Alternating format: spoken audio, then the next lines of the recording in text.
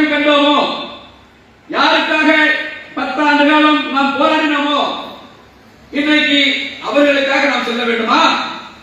அவர்கள் உதவித்தராவதற்கு நாம் செல்ல வேண்டுமா?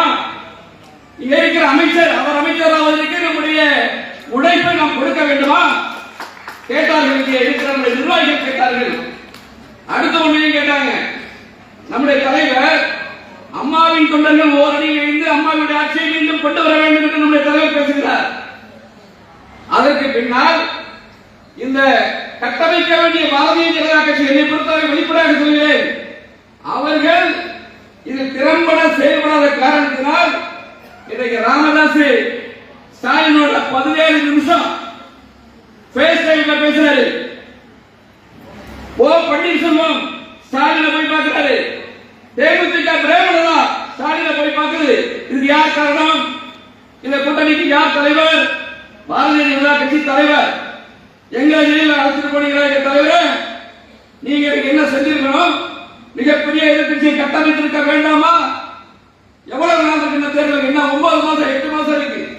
மிகப்பெரிய ஒரு கட்டமைப்பை உருவாக்கி, ஆளுங்கட்சிக்கு எதிராக கட்டமைப்பை உருவாக்கி நான் போனோம்னா திமுக கரம் பயப்படுவான்.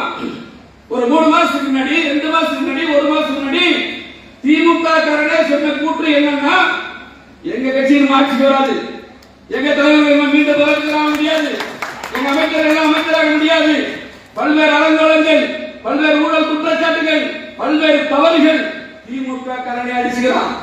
இது நம்ம சொல்ல.